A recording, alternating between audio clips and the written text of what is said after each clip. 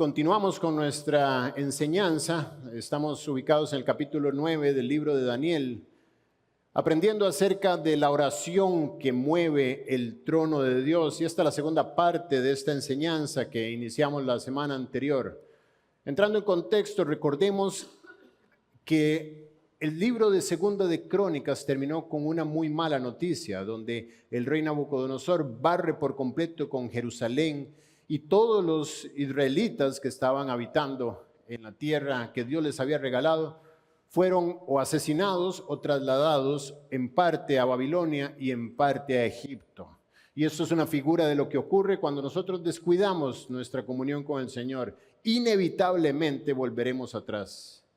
Dios saca de Ur de los Caldeos a un hombre llamado Abraham, le da una promesa que se materializa a través de su hijo Isaac y eventualmente de su hijo Jacob, y eventualmente esta promesa va tomando forma en sus 12 hijos y los traslada hasta la tierra de Canaán, pero regresan eventualmente a la tierra de Ur de los Caldeos, donde prácticamente Babilonia está ubicada. Y los que no regresaron allí, recordemos que Moisés un día va guiado por Dios y libera al pueblo de Israel de Egipto, que estuvo esclavo durante 400 años, y lo traslada a la tierra prometida. Israel se descuida y parte de ellos regresa a Egipto. Dios nos está diciendo, atención con la indiferencia, atención con descuidar tu corazón, atención con no prestar atención a tu relación conmigo. Y la enseñanza de esta noche tiene que ver con el despertar a esa situación. Habían pasado prácticamente 6 décadas y media después de esta disciplina. Israel ya no está en la tierra prometida, está en Babilonia. Y a pesar de eso, Israel no ha despertado. Puedes estar en medio de la peor de tus disciplinas y aún así no has despertado.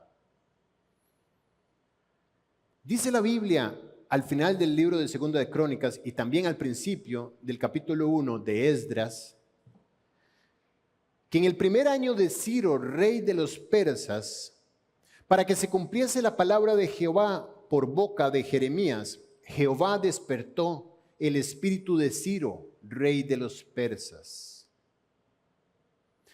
Dios tiene que despertar a un rey pagano para que movilice a Israel a regresar al lugar de comunión. Ese es el amor del Dios que tenemos.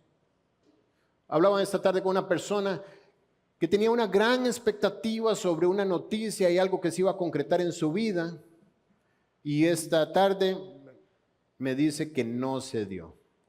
Y le decía yo que los nos tienen un peso como el oro.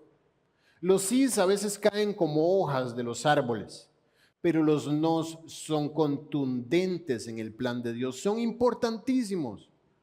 Cuando Dios te da un no, es una guía certera de que no era por ahí. Quizás nos desalienta o incluso nos llega a desanimar, pero es parte del amor de Dios poner un no. Y estos nos muchas veces vienen en función de circunstancias dolorosas. Se cerró la oportunidad, se cayó el negocio, vino el dictamen médico, la relación, qué sé yo, se afectó. En fin, muchas circunstancias que no nos gustan vivir, que no escogeríamos para nuestra vida, están en el plan de Dios y son parte esencial de su proyecto. Y Dios está usando dentro del proyecto que tiene para Israel a un rey que no es judío, y lo está usando para bendecir a Israel, al rey Ciro de los persas. Aquellas circunstancias que no escogerías para tu vida, Israel nunca planeó estar bajo el yugo de los persas. Israel nunca planeó estar, previo a esto, bajo el yugo de los babilónicos. Y sin embargo, las circunstancias se prestaron para esto, y en medio de todas estas circunstancias negativas y dolorosas, vimos la mano cuidadosa y providencial de Dios sobre sus hijos. Y ahora Dios está despertando, dice el espíritu de Ciro. Entendemos por despertar que estaba dormido, que estaba en un sentido totalmente ajeno a la voluntad de Dios, y Dios lo despierta y lo trae a la voluntad de Dios. Todos nosotros, sin excepción, si estás aquí sentado, somos producto de alguien que despertó y se atrevió a hablarte acerca de Dios. Todos somos parte de una cadena de eslabones de personas, ya sea que durante una vida o momentáneamente, lastimosamente, despertaron y se atrevieron a salir de su zona de confort y decirte: Jesús es Dios, Jesús puede cambiar tu vida. Eso es lo que Dios hace, ese es el negocio de Dios. Despertar las almas que están en muerte. Dice Efesios 2:1, Él os dio vida a vosotros cuando estabais muertos en vuestros delitos y pecados. Él te despertó. En aquella parábola del hijo pródigo, el hijo se va de casa. El padre queda con el corazón deshecho, pero sin embargo no cesa de velar al otro extremo del camino el día de regreso de su hijo. Y cuando su hijo estaba en lo peor de la perdición, de aquella provincia apartada, apacentando cerdos, con hambre y con deseos de comer la basura que comían los cerdos, las algarrobas, y dice la Biblia que nadie le daba, dice que volvió en sí. Esto es Dios despertando de lo más profundo, del fondo del basurero, un alma que Él ama, para volverla en sí. Gracias a Dios por esas algarrobas que no le daban, que fueron necesarias para que Él despertara. El despertar de Israel está a punto de ocurrir. Pero el despertar de una nación empieza por el despertar de un hombre, de un solo hombre, de un hombre mayor, de un hombre que podríamos decir que vivió despierto, siempre poniéndose en la brecha, siempre diciéndole a Dios sí. Lo que sea que tú me vayas a proponer, la respuesta es sí, Dios. Un hombre que vivía para Cristo con todo su corazón. En el corazón de un hombre que ya debería estar completamente olvidado según la cultura en la que vivimos, rayando los 85 años de edad. Un hombre que no tenía gran protagonismo eclesiástico, digamos. En tiempos donde los medios de comunicación no eran como ahora, que podías crear e influenciar a muchas personas desde tu habitación. Este hombre llamado Daniel efectivamente encontró la clave para influenciar multitudes. ¿Cuál fue? Abrir la Biblia y poner su corazón en ella mientras buscaba al Señor con todo su corazón. Ese fue el hombre que Dios usó para despertar al pueblo. Y la Biblia dice en Romanos 15:4 que las cosas que se escribieron antes, incluyendo todo esto que estamos estudiando, para nuestra enseñanza se escribieron. Aquí no venimos a ser entretenidos con una historia de un gran hombre. No caigamos en la trampa de meternos en el cuento. La Biblia es práctica, la Biblia es para ti, es hoy diciéndote Dios a ti: mira, lo que hice con ellos, lo quiero hacer contigo. Soy el mismo Dios. Las cosas que se escribieron antes para nuestra enseñanza se escribieron a fin de que por la paciencia y la consolación de las Escrituras tengamos esperanza. Yo tomo la historia que voy a estudiar hoy y eso me da esperanza. Eso trae un aliento, un sumo gozo a mi alma saber que tengo un Dios como este. Ahora que les decía que estoy celebrando como nunca antes el privilegio de poder vivir para Cristo, el privilegio que todo creyente, toda persona nacida de nuevo tiene. No todos lo disfrutan. Porque le estoy pidiendo a Dios: Dios, yo quiero vivir despierto. Quiero vivir consciente. Quiero vivir de esta manera. Y este despertar de Daniel produjo uno de los más grandes avivamientos de la historia del pueblo de Israel, si no el más grande. Y hoy lo presentamos como una figura, como un tipo, para que tú te des cuenta de que Dios te está llamando a ti a despertar de la indiferencia, que te ha hecho cautivo en la tierra de tu egoísmo y te está llamando a reconstruir los muros de tu comunión con Dios. Eso es lo que va a ocurrir con Israel, pero no somos una clase de historia. Somos hijos que venimos al Padre a decirle: Padre, por favor, enséñame, transfórmame, cámbiame. Y Él con esta historia te está diciendo: esa es la forma en la que yo trabajo. Yo puedo avivar tu vida. Mucho se ha hablado acerca del avivamiento. Mucho se escucha. Algunas versiones genuinas de avivamiento, como estamos nombrando ahorita, algunas de ellas. Y otras falsas, lamentablemente. Recordemos que Satanás siempre tiene su versión falsa de todo lo que es de virtud de parte de Dios. Si tuviéramos que resumir el avivamiento en un versículo, pues yo escogería Juan 8, 31 y 32. Dice: si vosotros permaneciereis en mis palabras, seréis verdaderamente mis discípulos y conoceréis la verdad, y la verdad os hará libres. Guille, ¿qué versículo más aburrido para hablar del avivamiento? Pensé que escogerías un salmo: cantad a Jehová, vosotros pueblos todos, alabad su nombre. Eso es avivamiento. Aplaudir, gozar, correr, caer. Pues no. El avivamiento ocurre cuando la palabra de Dios te despierta, te hace consciente y te libra de ataduras. Te libra del pecado.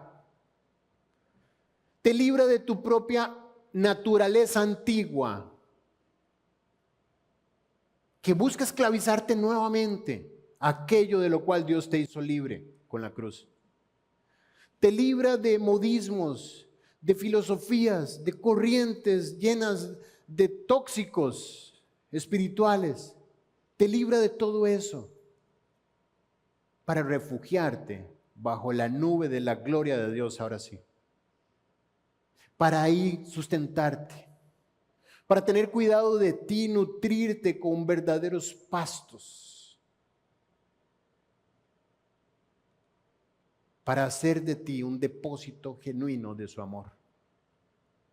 El avivamiento siempre ha ocurrido en periodos de oscuridad, ya sea de los pueblos o de las personas.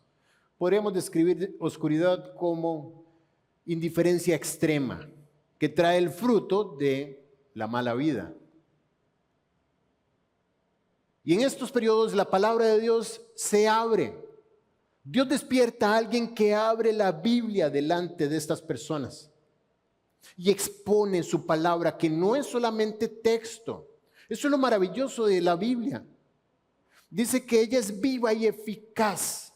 Ella no es como un periódico, ella no es como una revista, no es como un libro de palabra muerta. Ella es viva. Cuando tú la lees, cuando la percibes, ella entra en ti y empieza a hacer cosas que tú no entiendes cómo funcionan. Dice la Biblia que es como la semilla que cae en el campo y brota y crece, y aquel que la sembró solamente se va a acostar y duerme de noche y de día, y ella crece sin que él entienda cómo. Tú no entiendes cómo hoy eres la persona que eres, con todo, y si tienes quizás semanas apenas de haber conocido a Jesús, o meses o años, tú no entiendes cómo ahora tú eres esta persona. Porque la palabra de Dios es viva y ella empieza a operar dentro tuyo y empieza a transformar tu vida sin que tú entiendas cómo, porque ella es la parte viva de Dios que Él ha puesto dentro tuyo. Y mientras más te expones a la Biblia, más tu vida va siendo transformada. Así es que en medio de estos periodos de oscuridad, Alguien abre la Biblia. Yo recuerdo el día en que quizá muchas veces estuve expuesto a la Biblia, pero no estuve atento a ella. Pero aquella noche donde una persona se paró enfrente, abrió la Biblia y empezó a explicarla y mi corazón fue cautivado. Ese día yo conocí a Dios. Los que vienen por primera vez dirán, uy, qué raro eso de ver a Dios. Bueno, no lo vi, no lo toqué, no lo olfateé, no lo gusté. Pero lo vi, entró en mi corazón y transformó mi vida. Y es lo que tú necesitas. Que alguien en la indiferencia de tu vida abra la Biblia como la vamos a abrir esta noche. Y tú escuches aquello que de la nada hizo todo. Por fe entendemos haber sido constituido el universo por la palabra de Dios, de modo que lo que se ve fue hecho de lo que no se veía. En medio de la nada, físicamente no lo podemos explicar, pero es verdad, en medio de la nada, la voz de Dios dijo, sea la luz, y todo se creó. La palabra de Dios que creó todo el universo, dice Colosenses 1:15, que también ella, la que sostiene el universo, es la que puede despertar tu alma. Si no conoces a Cristo como tu Salvador, has escuchado de Él, pero si no lo has recibido en tu corazón, la palabra de Dios es la que puede entrar en tu corazón y transformar tu alma y hacerte una nueva creación delante de Dios. Y si ya lo conoces, pero estás en un periodo de indiferencia, de oscurantismo, la palabra de Dios puede despertarte como despertó Israel en aquel momento. Y ella produce inmediatamente convicción de suciedad. Lamentablemente hoy el mundo está influenciado por un poder de un engañador, que te hace creer que cuando vienes a la iglesia, vienes a sentirte bien. Pues el evangelio no está puesto por Dios para hacerte sentirte bien, todo lo contrario. Conscientemente vas a escuchar el evangelio para que el evangelio te diga, tú eres malo, tú eres pecador y tú vas para el infierno. Pero las buenas noticias es que Jesucristo pagó tus pecados. Y si lo recibes como tu Salvador, tu pecado es borrado. Y tu infierno es cambiado por la gloria eterna en la presencia de Dios en el cielo. Esas son las buenas noticias. Si lo quieres aceptar, perfecto. Pero si no lo quieres aceptar, también perfecto. Dios no te va a obligar. Y te va a hacer responsable por la decisión que tomes.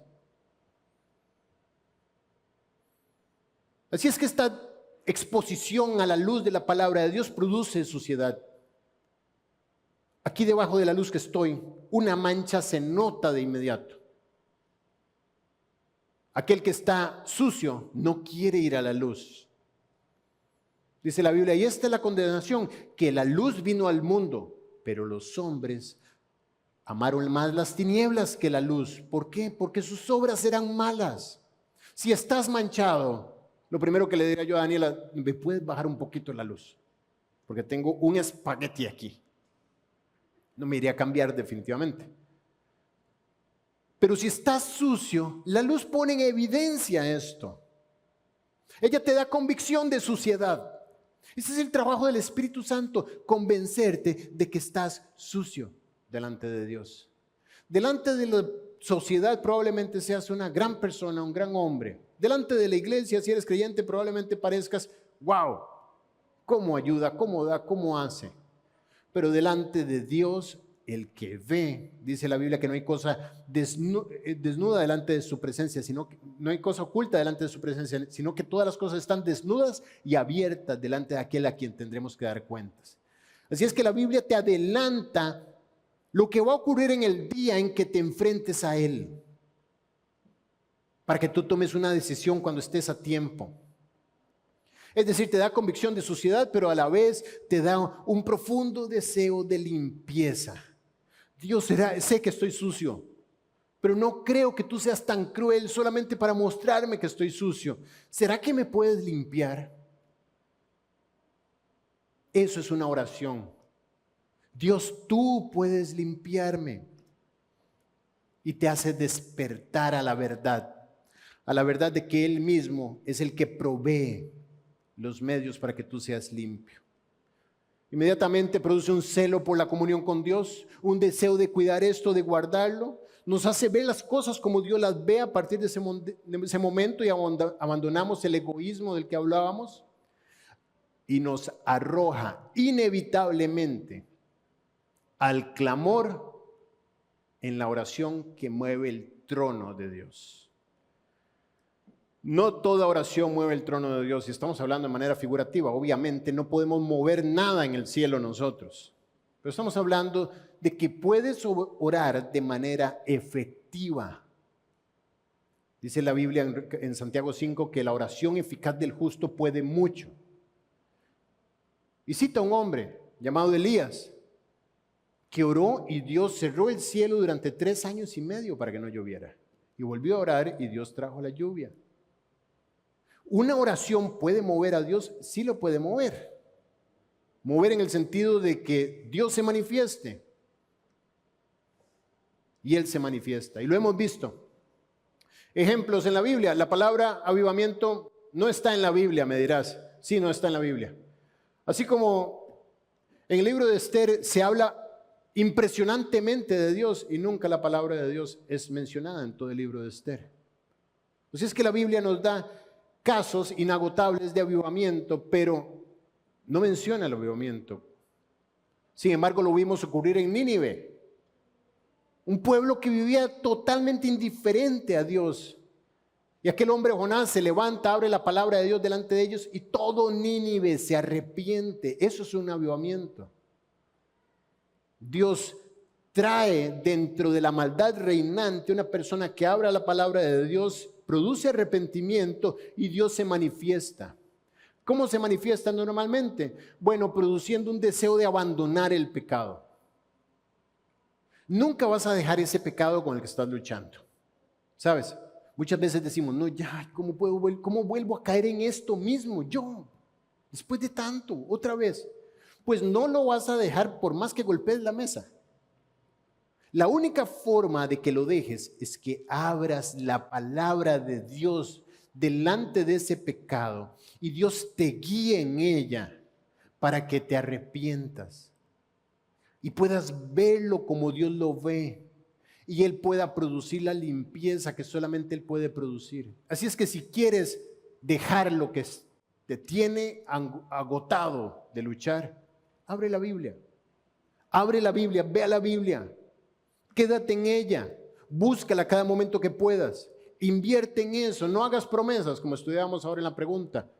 No trates tú de cambiar porque eso ofende a Dios.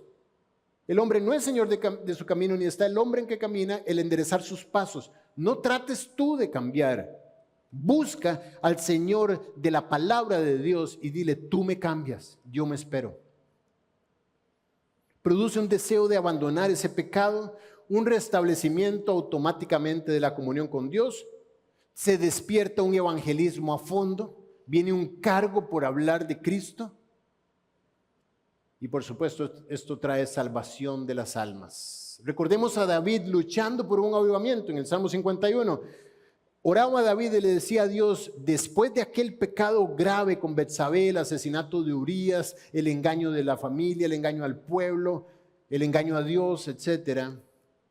El profeta Natán enfrenta a David, David confiesa, etcétera, pero escribe el Salmo 51. Eso es una oración de avivamiento de una persona que cayó duramente. Y David dice, purifícame con hisopo y seré limpio. Mira qué manera tan hermosa de exponerse delante de Dios. Dios, necesito que me laves por dentro. Si tú lo haces, yo seré limpio. Lávame, dice más adelante, y seré más blanco que la nieve. Tú tienes que hacerlo. Yo no me puedo proponer verme blanco en medio de mis manchas. Tú lávame. Esconde tu rostro de mis pecados, le dice más adelante, y borra todas mis maldades. Tienes que ser tú, Dios. Crea en mí, oh Dios, un corazón limpio. Ya entenderás por qué tantas veces te has propuesto ser algo que no puedes llegar a ser. Cada vez que tú has tratado, solamente has manifestado tu naturaleza religiosa. tratando de hacer lo que solamente Dios puede hacer. Aquí tenemos un ejemplo de una persona que clamó delante de Dios para que Dios lo hiciera y él solamente esperó.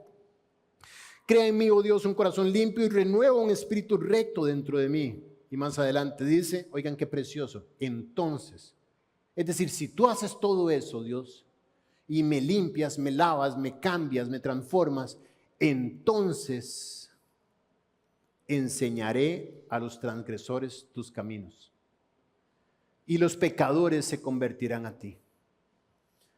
Si tú das la orden, yo te seré útil, Dios. Eso es una oración que mueve el trono de Dios. Bien, es una pequeña introducción para retomar el punto de la oración que mueve el trono de Dios. Hoy vamos a hablar de algunas de sus características, no podremos verlas todas. La primera característica de una oración que mueve el trono de Dios es que ella tiene un objetivo. Esa oración no es cualquier oración, no es orar por orar, no es balbucear cualquier cosa. Ella tiene un objetivo. Una oración que mueva a Dios a responder, ¿qué tipo de objetivo puede llegar a tener? El único que es válido. El objetivo que está en el corazón de Dios. En este caso particular, el objetivo de la oración que vamos a estudiar en Daniel 9 ya está dado. Es decir, Daniel está siendo arrastrado dentro de la voluntad de Dios. No es que Dios está distraído haciendo otra cosa y Daniel le dice, Dios, hagamos, se me ocurrió una brillante idea, ¿por qué no la ponemos en práctica? Y Dios dice, mira, no lo había pensado nunca, vamos a implementarlo. Al contrario, Dios está atrayendo a Daniel hacia su voluntad y haciéndolo partícipe.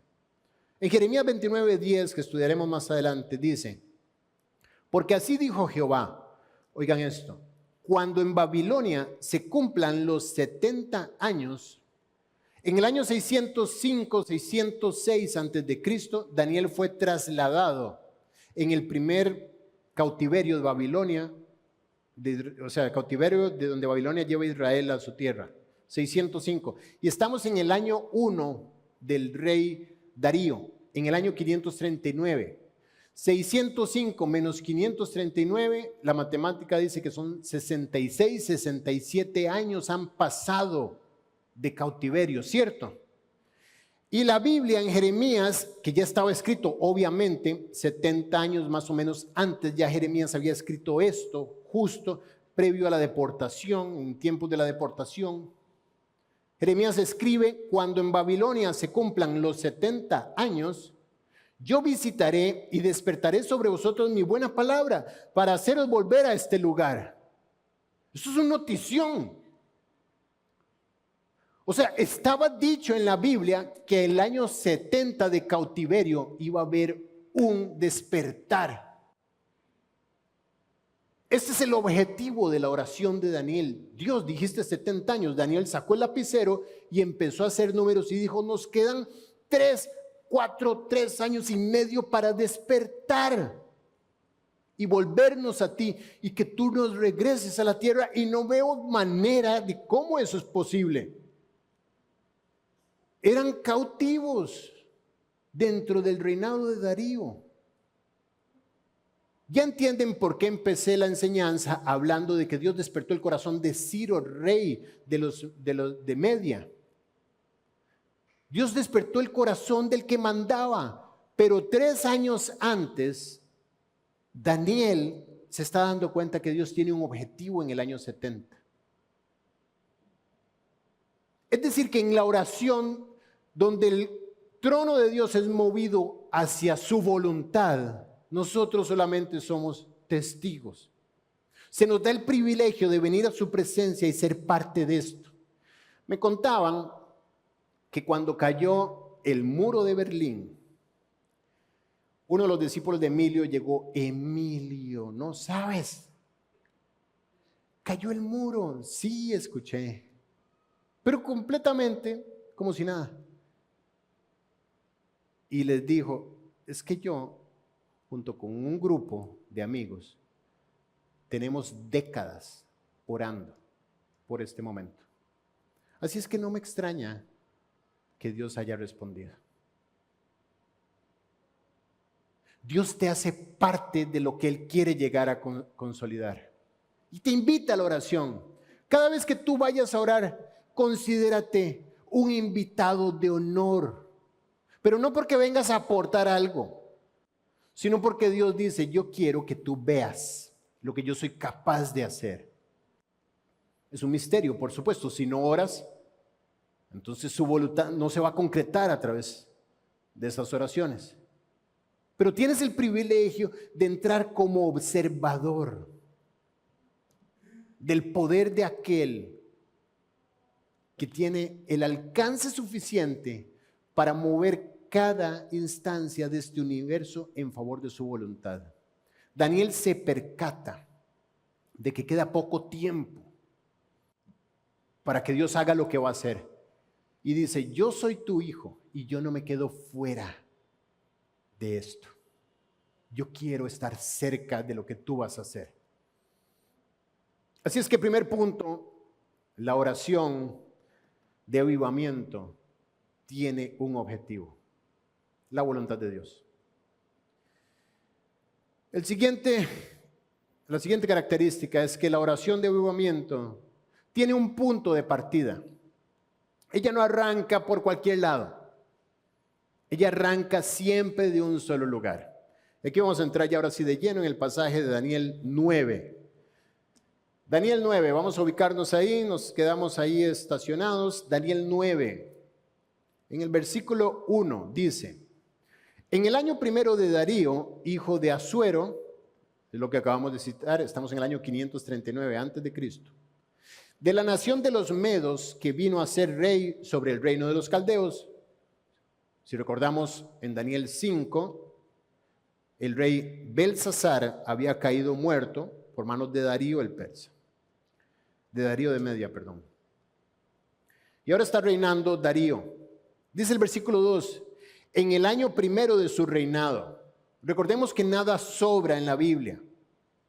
Dios no tiene necesidad de aclarar esto a menos de que sea importante. Justo en el año primero. Es difícil que Dios tenga un calendario que sea perpetuado a lo largo del tiempo. De hecho, en ese tiempo, el calendario grecorromano, ni idea. Es más, el imperio romano, faltan 2 imperios más para que llegue. Así es que Dios ancla los acontecimientos en función de fenómenos políticos y sociales para que nosotros podamos ir a buscarlos en la historia. Cuando vean en el año tal de tal rey, o vean el año del terremoto, o vean este tipo de señales, Dios está dejando algo para que lo entendamos. Y lo vamos a entender un poco más adelante, cuando empecemos a estudiar los tiempos y las profecías que están dejadas en este libro. Sin embargo, hoy estamos estudiando la oración de Daniel. Y dice que en el año primero de su reinado, yo Daniel, testimonio directo del profeta Daniel, dice, miré atentamente a los libros. Miré atentamente en los libros el número de los años que habló Jehová al profeta Jeremías. Esto a mí me parece fantástico. ¿Sabes por qué? Porque Daniel estaba leyendo la misma Biblia que tú estás leyendo. El despertar de Daniel ocurrió mientras leía lo que tú acabas de leer conmigo.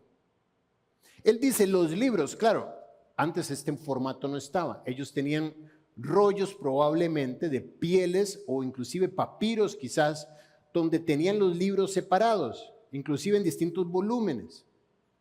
No era portátil, no era tan precioso como esto, pero sin embargo podemos confiar en que Daniel tenía el libro del profeta Jeremías y lo abrió. Y no creas que llegó y lo abrió a ver qué pasaba. Él leía la Biblia. Y la leía, dice, miré en ella atentamente. Y dice que mirando en ella atentamente los años de que habló Jehová al profeta Jeremías, que habían de cumplirse las desolaciones de Jerusalén en 70 años. Nosotros lo vemos hoy como un acontecimiento que increíblemente está ajustado de tiempo.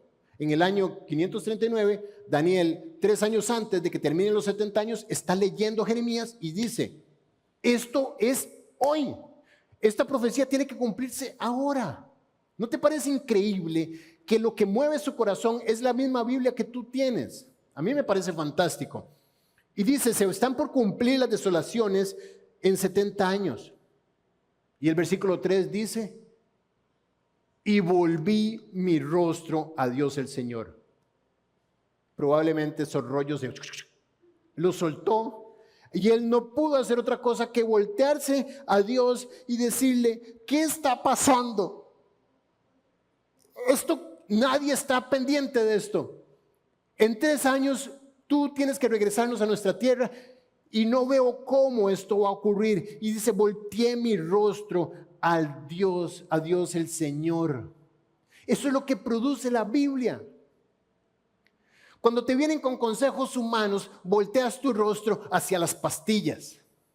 Volteas tu rostro hacia las estrategias. Volteas tu rostro hacia las estadísticas, hacia los consejos médicos, hacia la filosofía, hacia la psicología. Volteas tu rostro hacia quién me puede prestar. Oye, tú me ayudas. Pero cuando es Dios trabajando a través tuyo, tú volteas tu rostro hacia Él. Sacas de enfrente tuyo el mundo que te rodea y lo buscas a Él, al único que puede hacer algo. Si recuerdan el avivamiento de Ezequías, viene la mala noticia, vas a morir, está determinado Ezequías que mueras. Y dice que volteó su rostro contra Dios y clamó. Eso es lo que un creyente hace cuando despierta, se voltea a Dios. Deja de buscar en elementos humanos. Y se voltea a Dios. Dice, volteé mi rostro hacia Dios, el Señor, buscándole en oración y ruego. Cuando dice buscando, si recuerdan, buscando, no es busqué, es buscando. Es una acción constante. Es algo que hago constantemente. Estoy buscando a Dios en oración y ruego. Mi actividad es esta, es estar detrás de algo que solo Él me puede dar. No te desanimes si ya fuiste a Él y no tienes todavía respuesta.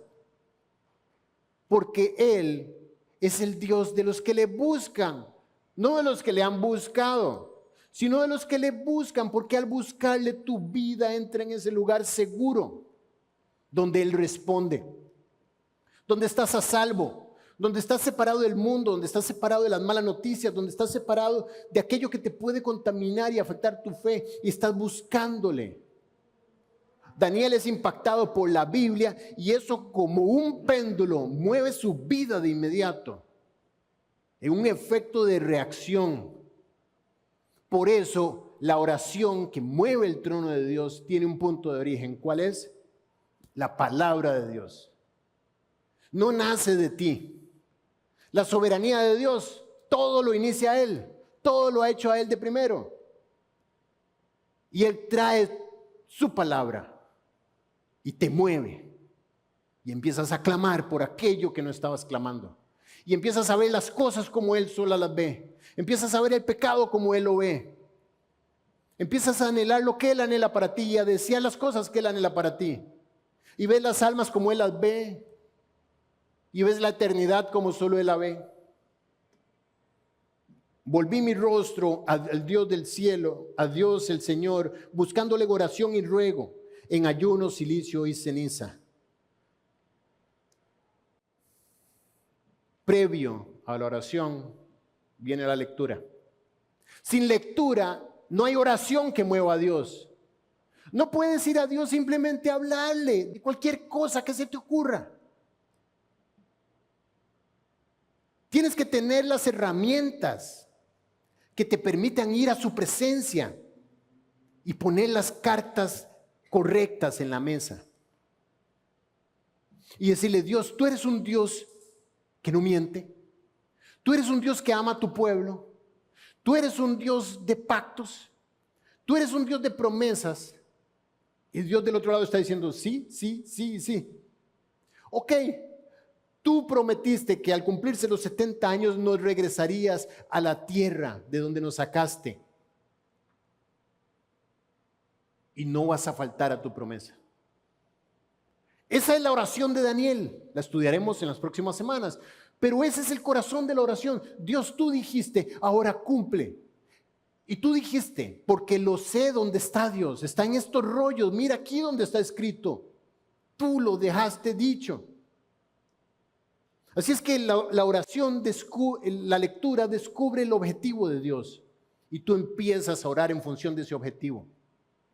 Sí, sabes, para darte un motivo de oración, quizás puedas leer Efesios 1. Efesios 1 dice: bendito el Dios y Padre de nuestro Señor Jesucristo, que nos bendijo con toda bendición espiritual en los lugares celestiales en Cristo. Dice, según nos escogió en él antes de la fundación del mundo, para que fuésemos santos y sin mancha delante de él. ¡Qué bomba! Dios, tú dijiste que me habías salvado para que yo fuera separado para ti, consagrado, sin mancha delante de ti. ¿Qué tal, Dios, si lo concretas en mi vida? ¿Qué tal si me limpias de esta manera? ¿Qué tal si cumples tu palabra en mi vida y no te quedas con el anhelo solamente de transformarme? Y dice, según nos escogió en él antes de la fundación del mundo para que fuésemos santos y sin mancha delante de él, en amor habiéndonos predestinado para ser adoptados hijos suyos por medio de Jesucristo, según el puro afecto de su voluntad. Y dice el 6, para alabanza de la gloria de su gracia, con la cual nos hizo aceptos en el amado. Es decir, Dios, me salvaste para alabanza de la gloria de tu gracia. Es decir, Padre, las situaciones que estoy viviendo, ¿qué tal si las usas para alabanza de la gloria de tu gracia? Tengo este problema en mi matrimonio. ¿Qué tal si salvas a mi esposo o salvas a mi esposa para la alabanza de la gloria de tu gracia, Dios? ¿Qué tal? ¿Qué tal, Dios, si transformas mi vida, mi desorden financiero? ¿Qué tal si transformas mi desorden alimenticio? ¿Qué tal si transformas mi forma de, qué sé yo, de llevar mi vida para alabanza de la gloria de tu gracia? Eso no tu voluntad. Eso es una oración movida por la palabra de Dios. La oración tiene que tener Biblia en ella. Es una oración eficaz. La oración que usa la palabra de Dios y se la presenta a Dios enfrente. Dice Isaías 55:10, porque como desciende de los cielos la lluvia y la nieve, y no vuelve allá vacía, sino que riega la tierra y la hace germinar y producir. Estamos hablando de una metáfora. Y Dios dice, quiero que pienses en la lluvia. Cae del cielo y cumple un objetivo. Nutre las tierras, trae los minerales necesarios, hidrata, etcétera, hace crecer las plantas, así como el agua es la que hace eso cuando cae del cielo y cae sobre la tierra seca. Dice, y da semilla al que siembra y pan al que come, así será mi palabra que sale de mi boca. No volverá a mí vacía, sino que se hará lo que yo quiero y será prosperada en aquello para que la envíe. Así como el agua sale del cielo y tiene un objetivo, así mi palabra cuando sale de mi boca tiene un objetivo. Y si mi palabra que sale de mi boca pasa por tu corazón, ella va a regresar cumpliendo el objetivo porque la envié. Qué regalo, ¿no? Qué regalo tener la Biblia en nuestras manos. ¿Quieres un cambio en tu vida? Ok, expon tu vida a la palabra de Dios. ¿Quieres un cambio en tu hogar, en tu matrimonio? Expon tu matrimonio y tu hogar a la palabra de Dios. Es la única forma en que cambiará. ¿Quieres que tus hijos cambien? Exponlos a la palabra de Dios. Incluye la palabra de Dios en tu vida, en todo sentido, que ella sea el nutriente principal de tu vida y verás cómo tu vida es transformada. No esperes que tu vida cambie si no hay Biblia en ella o si la visitas muy de vez en cuando. Y si cuando se te dice, mira, vamos a leer salmos, y andas de allá para acá buscando salmos, y dices, bueno, por lo menos me estoy ventilando, por lo menos me sirve así como de abanico, ¿no? Porque no conoces, eso es como que tengas 3, 5 años de vivir en casa y no sepas ¿dónde está la cocina? ¿Te puedes imaginar? ¿Dónde queda la refri? Y te pierdas buscando la refri en tu casa. ¿Dónde están los alimentos en tu casa? ¿Dónde están los elementos de necesidad básica en tu casa? Es lo mismo cuando pasan los meses, los años y no sabes abrir una Biblia. Y no sabes buscar en ella y no tienes ahí tu corazón escondido. Así es que si quieres un cambio, exponte a la palabra de Dios, porque no hay despertar sin Biblia. Solamente hay falsificaciones. Solamente hay atajos que son mentira, que no serán perdurables ni serán verdaderos. Solamente te mantendrán distraído de la verdadera esencia de la transformación que es la palabra de Dios. Con respecto a este punto, el estudio discipulado de la verdadera reconstrucción comenta, cito, tú y yo necesitamos volver a la Escritura, no solo para leerla, sino para que ella pueda volver a gobernar nuestra vida. Debemos leer hasta el punto que Dios pueda volver a tomar nuestros corazones y cada uno empiece a clamar por el avivamiento que necesitamos. El avivamiento de nuestras vidas es nuestra mayor necesidad. Daniel decía, miré atentamente en los libros. No solamente pasó sus ojos por la palabra de Dios, miró atentamente. La palabra atentamente la podemos comparar con cuidadosamente, no de manera superficial, sino que profundizó, observó detalladamente. Atentamente significa con un genuino interés, no por cumplir ni cumplir una meta de 4 capítulos diarios, corriendo, porque me levanté tarde y ya me tengo que ir a bañar, sino con detalle, tomando tiempo para separarte, para escuchar.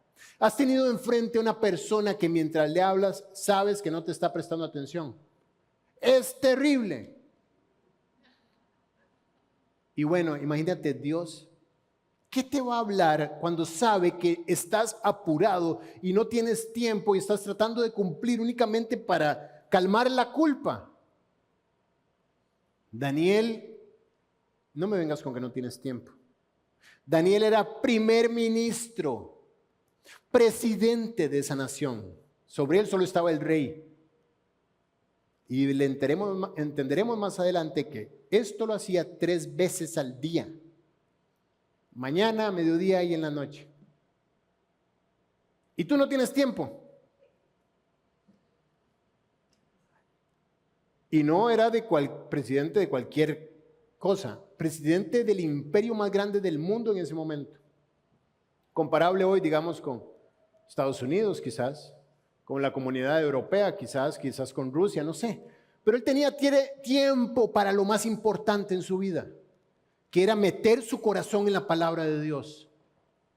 Por eso dice, miré cuidadosamente en los libros. Como un niño recién nacido busca el alimento espiritual, la leche espiritual no adulterada. Atentamente tiene que ver con reverentemente. Dios, si tú hablas, yo escucho. No hables por hablar. No son oídos necios ni cerrados. Realmente ninguna palabra tuya caerá por tierra cuando la expreses delante de mí. Voy a estar atento a ti.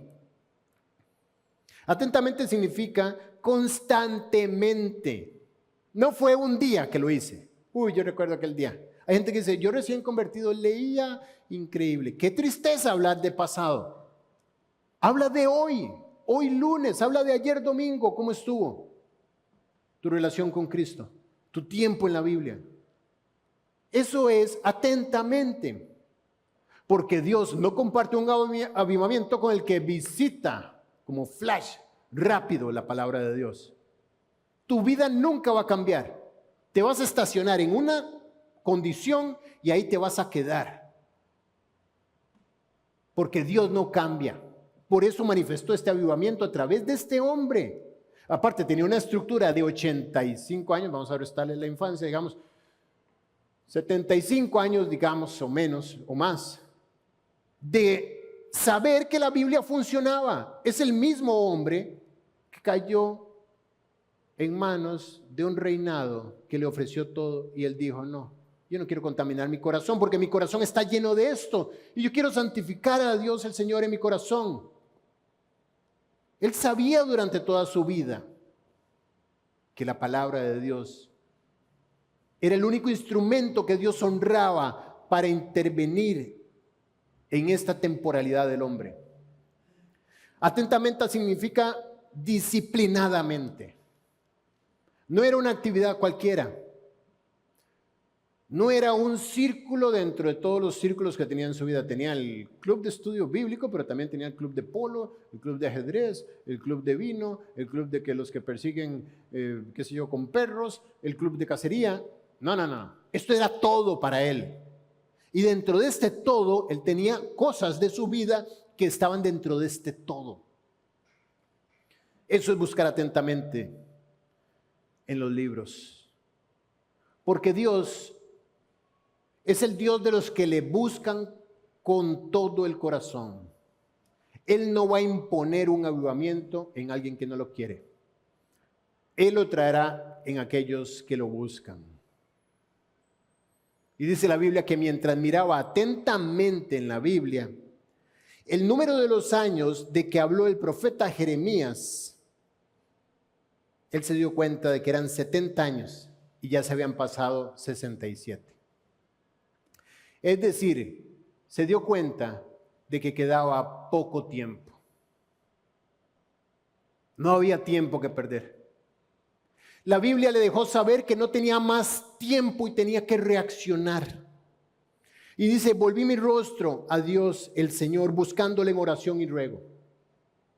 ¿Qué tal si hoy Dios a ti te está diciendo, ya no hay más tiempo? Tienes que reaccionar. Por tu propio bien, reacciona que no hay tiempo. Deja de juguetear en la vida cristiana. Es tiempo ahora sí de buscar en su palabra atentamente y reaccionar como debe ser. ¿Qué tal si Dios está diciendo, no tienes más tiempo para determinar tu eternidad? O me aceptas ya como tu Salvador, o se te va a ir la oportunidad y te vas a despertar en el infierno para siempre. Vamos a terminar la reunión estudiando un pasaje particular que está en 2 de Pedro, capítulo 3.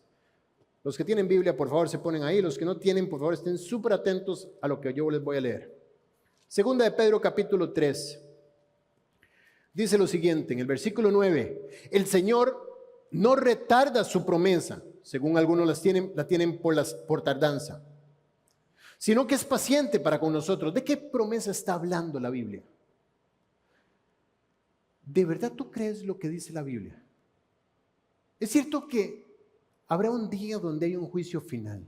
¿Tú crees que después de tanto conocimiento que ha sido revelado, después de tanta ciencia, tú de verdad estás esperando que esto sea cierto?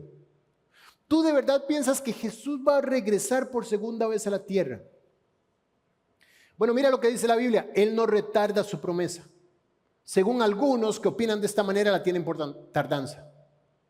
Sino que Él es paciente para con nosotros, no queriendo que ninguno perezca, sino que todos procedan al arrepentimiento. Él dice, la única razón por la que yo no he traído el juicio es porque estoy siendo paciente, dándote tiempo de que despiertes. Pero no va a ser un tiempo para siempre. ¿Y qué tal si ese tiempo se está agotando?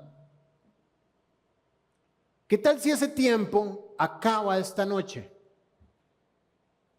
¿Qué tal si esta es la última vez que vas a tener oportunidad de ir a Dios a decirle, Dios, me arrepiento?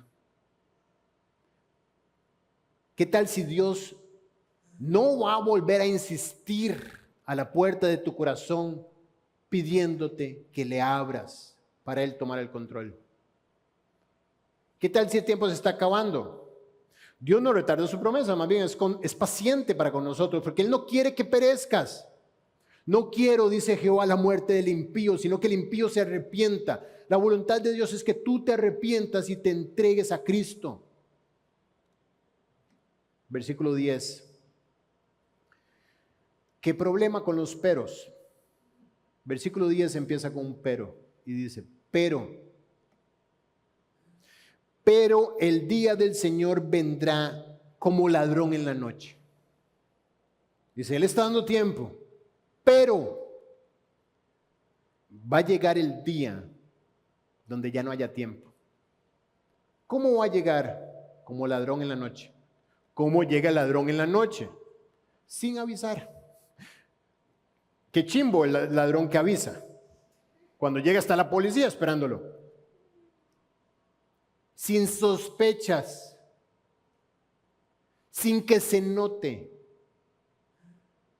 El ladrón llega cuando todos están distraídos. Cuando no están velando. Ese día vendrá. A pesar de que el dueño de la casa creía que estaba seguro, llegó el ladrón. Pero el día del Señor vendrá como ladrón en la noche, en el cual, oigan esto, los cielos pasarán con grande estruendo, y los elementos ardiendo serán deshechos, y la tierra y las obras que en ella hay serán quemadas. La Biblia habla de un juicio sobre todo lo creado. La Biblia dice que cada uno dará a Dios cuenta de sí.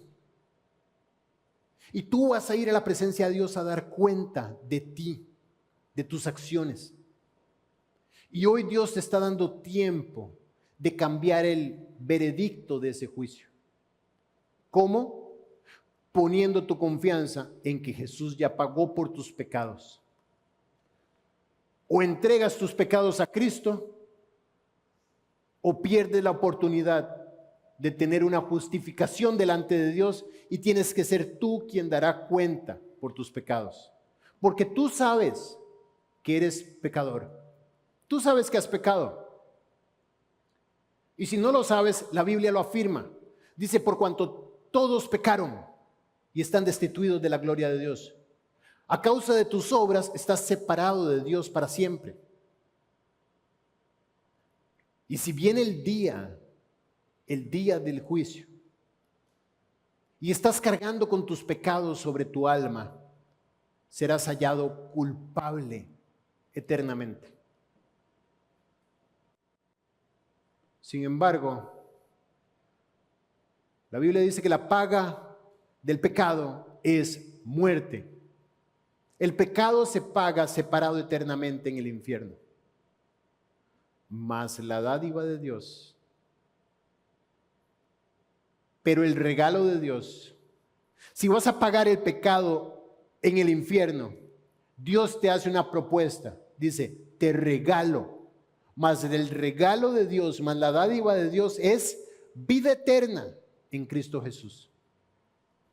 Tus pecados merecen la muerte eterna en el infierno, pero yo te quiero regalar vida eterna en Cristo Jesús, no en tus obras. Cuando dicen es que tu vida esté escondida en la vida de Cristo, que tú seas revestido de Cristo y que cuando Dios te vea, vea a Cristo. Y la única forma de que esto ocurra es que tú aceptes a Jesús como tu Salvador, que entregues tus pecados a los pies de aquella cruz y reconozcas que en esa cruz quien está pagando es la representación de tus pecados. Tú deberías estar ahí, pero Él tomó tu lugar, porque la dádiva de Dios es vida eterna en Cristo Jesús. Si aceptas que Jesucristo tomó tu lugar en la cruz, automáticamente tienes el perdón de los pecados. ¿Quieres el perdón de los pecados? Dios es el único que te puede despertar. Ni siquiera puedo esforzarme lo suficiente en esta noche. Quisiera hacer todo lo posible para despertarte. Quisiera meterme dentro tuyo y decirte, esta oportunidad es de Dios, no la dejes pasar. Quisiera entrar en tu mente y decirte, acepta a Cristo como tu Salvador ya. Hoy es el día de salvación. Pero sin embargo, solamente tú puedes tomar la decisión por ti mismo. No decidir es decidir. Si decides postergarlo, estás decidiendo decirle no. ¿Y qué sabes tú?